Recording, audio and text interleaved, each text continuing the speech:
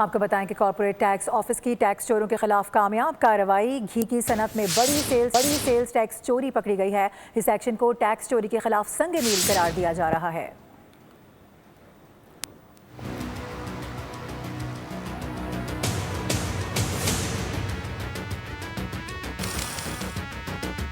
Pakistan corporate tax office ने घी की सनत में बड़ी सेल्स टैक्स चोरी का सुराग लगाया। डिप्टी कमिश्नर साकिब अमरान और कमिश्नर अस्मा आफ्ताब की सरबराही में 1.6 अरब रुपए की टैक्स चोरी की निशानदही की गई।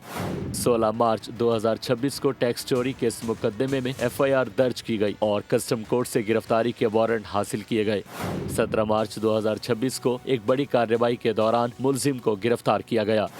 गिरफ्तारी के बाद मुलजिम ने फौरी तौर पर 65 करोड़ रुपए की अदायगी की।